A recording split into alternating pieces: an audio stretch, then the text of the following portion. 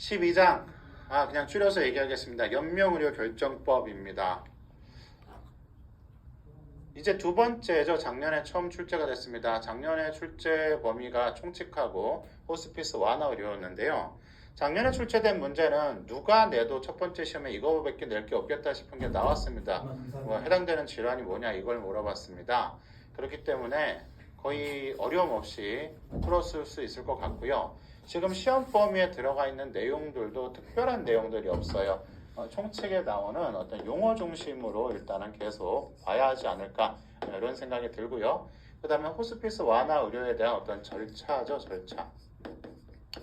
절차하고 필요한 부분들 이 정도만 정리하신다면 올해에도 뭐 그렇게 크게 어려움 없이 문제를 풀 수 있을 거라고 생각합니다. 내용상으로도 그렇게 어려운 개념들이 없습니다. 먼저 총칙입니다. 용어인데요. 자, 임종 과정에 있는 환자, 그 다음에 말기 환자 이런 용어들을 쭉 해놨습니다. 임종 과정이다라는 걸 읽어보시면 알 것 같고요.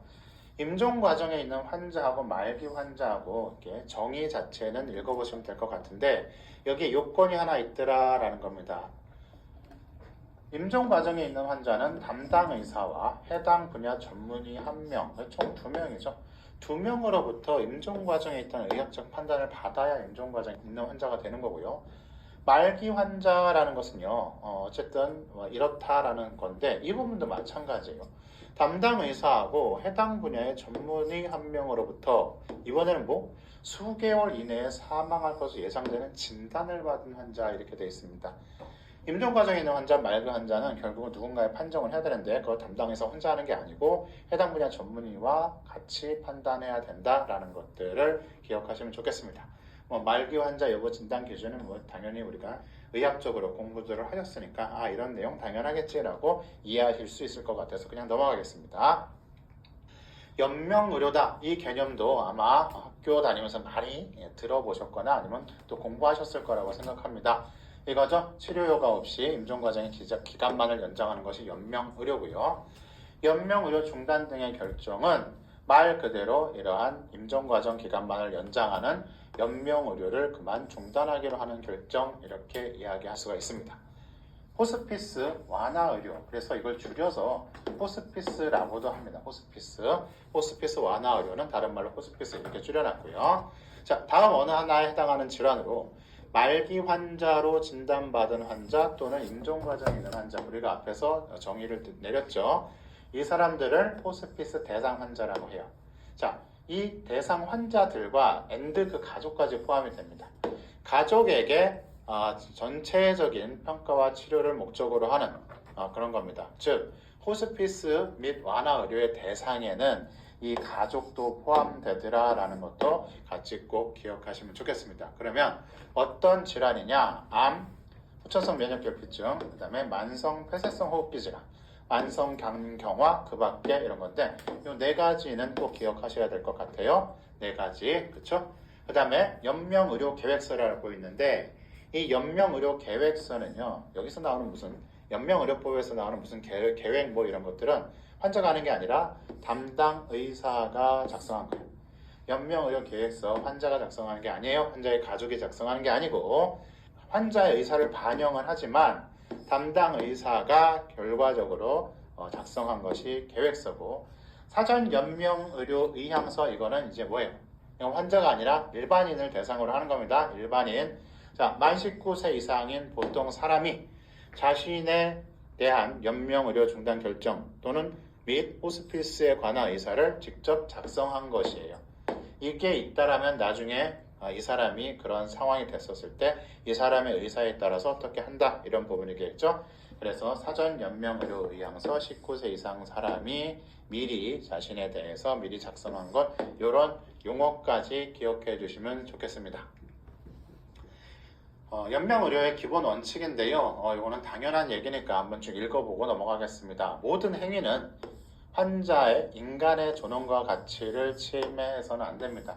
결과적으로 우리가 연명 의료에 대한 논의 또는 고민을 하게 된 것이 결국은 인간의 존엄과 가치를 지키느냐 훼손하느냐 이 부분에 대한 어떤 논란에서 촉발된 거죠. 그렇기 때문에 당연히 인간의 존엄과 가치가 최우선인 가치가 되겠다라는 거고, 그런 측면에서 모든 환자는 최선의 치료를 받고 자신의 상태에 대해서 분명히 알고 결과적으로 스스로 결정한 권리가 있다.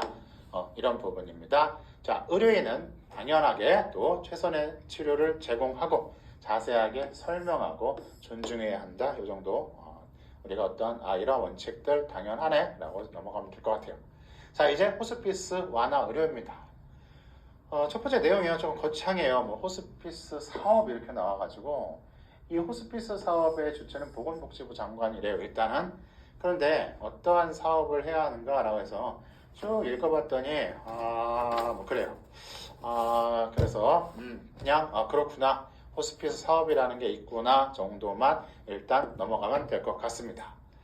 호스피스 센터의 지정인데요, 이것도 마찬가지예요. 사실은 우리가 응급 의료기관에서 어떠한 부분 또는 역할 뭐 이런 것들 측면에서 한번 이렇게 정리를 해보려고 했는데 그렇게 딱 명확하진 않아요. 그래서 이 정도만 한번 알고 갔으면 좋겠습니다. 호스피스 센터라는 것은 역시 보건복지부 장관이에요. 보건복지부 장관이 한다라는 것은 우리나라 보건 분야의 전반적인 상황의 가장 최상단에서 이것들을 정하겠다 이런 뜻이죠. 그래서 사실은 뭐 이런 말보다는 잘 모르겠으면 보건복지부 장관이죠. 애매한 내용이면. 보건복지부 장관은요, 자, 기준을 충족하는 종합병원을 중앙 호스피스 센터 또는 권역별 호스피스 센터로 지정할 수 있어요. 즉 호스피스 센터를 지정할 때는 종합병원급을 지정하는 거고, 이 경우 국공립의료기관을 우선하여 지정한다 이렇게 돼 있죠. 사실은 우리나라에서 이런 호스피스 센터 역할을 하는 거는 보통은 어땠어요? 종교단체에서 운영하는 몇몇 병원들이 이런 것들을 했지, 국가 차원에서 이 부분까지 어떻게 신경 쓰지 못한 게 많거든요. 법이 있기는 하지만 뭐 아직도 그런 부분은 크게 나아진 것 같지 않습니다. 어쨌든 국공립의료기관을 우선해서 종합병원급에서 이러한 센터를 지정할 수 있다라고 되어 있고요. 뭐 중앙 호스피스 센터나 권역별 호스피스 센터나 사실 크게 하는 일이 다르진 않습니다. 뭐 말기 환자의 현황 및 진단치료 관리 등 이런 연구는 동일하게 수행하고요. 또 한 가지 이런 겁니다. 호스피스 대상 환자에게 대한 호스피스 제공하는 거, 우리가 중앙응급기관 또는 권역별 응급기관 이런 것을 했었을 때는 실질적인 의료 제공은 어디 있어요? 권역별 응급의료센터에서 했죠. 그거하고는 사뭇 다르게 중앙이라고 할지라도 이런 호스피스 대상 환자에게 직접 호스피스를 제공하는 건 똑같다. 이거 좀 기억하시면 좋겠습니다. 그 이후에는요, 뭐 전체적으로 어떠한 큰 틀의 계획, 또는 기술 개발 이런 것들 하고요. 해당 권역에 좀 특화된 내용들을 하더라 이런 것들이 좀 다르고요. 그리고 그 밖에 말기 환자 관리표는 당연히 뭐 비슷하겠죠. 그렇기 때문에 일단 요거 말기 환자에 대해서 어떤 연구를 하는 것도 동일하게 진행된다. 또 한 가지 중요하게는 호스피스 대상 환자에서 실제 호스피스를 의료를 제공하는 것은 중앙이든 권역이든 상관없이 동일하다. 이 정도 기억해 주시면 될 것 같습니다. 자, 다음 호스피스 전문기관입니다. 이거는 그냥 쉽게 생각해서요, 뭐 전문병원 이런 것처럼 보다 조금 더 전문적으로 하는 것, 이 정도 생각하시면 될 것 같습니다. 전문이다 보니까 뭔가 기준이 조금 더 디테일하겠죠. 그래서 일단은 이렇게만 기억하세요. 호스피스 전문 기관의 유형은 크게 세 가지가 있어요. 하나는 입원형이 있고, 하나는 자문형이 있고, 하나는 가정형이 있어요. 여기에 대한 디테일한 내용은 아직까지 이 법률에 나와 있지 않습니다. 첫 번째이기 때문에 일단 이 정도만 기억을 하시면 될 것 같습니다. 호스피스 전문기관에 세 가지 유형이 있어요. 자, 의료인의 설명 의무인데요. 설명은 아무리 강조해도 지나치지 않죠. 그래서 호스피스 선택과 이용 절차에 대해 설명하여야 하고요. 그 다음에 가족에게도 설명하고 다 잘 설명해야 된다. 뭐 이런 뜻입니다. 자, 호스피스 신청입니다. 마지막인데요.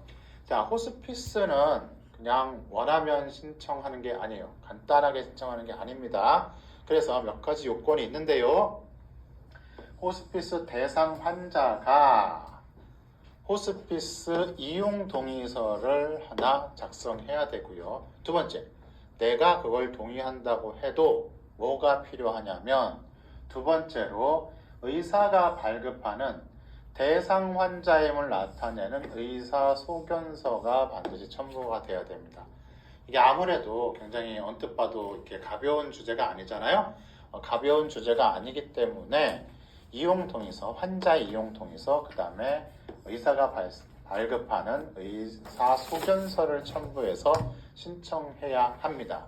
이 절차 하나 기억해 두시고요. 호스피스 대상 환자가 이런 경우 있을 수 있겠죠. 당연히 자, 동의는 자신의 법률 행위다라고 제가 말씀드렸어요. 이 동의가 필요한 부분에 대해서는 반드시 어떠한 그렇죠. 의식이 없거나 하는 예외 상황이 발생할 수 있다. 지금까지 많은 법에서 계속 말씀드렸죠. 그러니까 당연히 여기도 마찬가지입니다. 의사결정 능력이 없을 때 가장 대표적으로 의식이 혼미할 때 정도 되겠죠. 이때는 미리 지정한 대리인이 신청할 수 있어요. 그리고 이런 대리인이 없다면 여기 굉장히 좀 나름 독특한 게 있는데요. 우리가 다른 법에서는 어떻게 합니까? 뭐 그냥 이러한 사람들이 신청할 수 있다라고 되어 있었죠. 환자의 동의를 받을 수 없는 부득이한 상황이라면 뭐 배우자, 직계비속, 존속 뭐 이런 사람들이 신청할 수 있다라고 되어 있는데 호스피스의 신청에서는요. 이게 순서가 나와요. 순서. 배우자, 직계비속, 존속, 형제, 자매의 순서대로 신청할 수 있어요. 예를 들어서 이런 겁니다. 호스피스 대상 환자가 의사결정이 없어요. 그럴 때 배우자가 만약 신청하지 않으면 그 다음 사람들 사실은 뭐 못하는 거죠. 이거는 배우자가 아니면 이 얘기는 즉슨요. 배우자가 없으면 직계비속이 없으면 존속이 이렇게 할 수 있다는 얘기지 앞에서 거부하면 그 다음 사람 거부하면 그 다음 사람 이런 뜻이 아니에요. 순서대로 신청할 수 있다는 것은 최우선 신청할 권한이 배우자에게 있다. 만약 배우자도 없다면 자식들에게도 있다. 뭐 이런 겁니다. 자식들에게 있다. 이러한 순서대로 신청한다라는 것 하나 기억해 주시면 좋겠습니다. 당연히 굉장히 중요한 문제고 이러니까 언제든지 철회가 가능합니다. 뭐 한 번 신청하면 안 돼 이런 거 아니에요. 언제든지 철회할 수 있다는 것까지 기억하시면 될 것 같습니다. 자, 이 정도로 연명의료결정법까지 살펴봤습니다. 자, 지금까지 총 12개의 법률을 우리가 공부를 해봤는데 뭐 어려운 것도 있고 좀 쉬운 것도 있었죠. 제가 말씀드린 것은 똑같습니다. 법규 다 맞으려고 하지 마세요. 절대로 법규를 다 맞자고 공부하시는 일은 없기를 바랍니다. 몇 개만, 15개만 맞자. 그래서 제가 말씀드린 내용만 충실히 공부하셨다면 15개 정도는 무난하게 맞을 거라고 생각을 합니다. 뭐 저도 사람이다 보니까 뭐 빼먹은 거 있을 수 있고 아니면은 강조하지 않은 거 있을 수 있긴 한데요. 그 다음에 또 누군가가 제 강의를 보고 이 사람이 말한 것만 안내해야지 이렇게 할 리는 없겠잖아요. 그죠? 그렇기 때문에 우리가 너무 많은 부담 가지지 말고 15개만 맞자라는 마음으로 좀 편하게 공부하셨으면 좋겠습니다. 선생님들 모두 국시 아주 싱겁게 합격하시고 임상에서 평소에 끝! 야호! 야호! 가락 나오면 가만 안 둔다.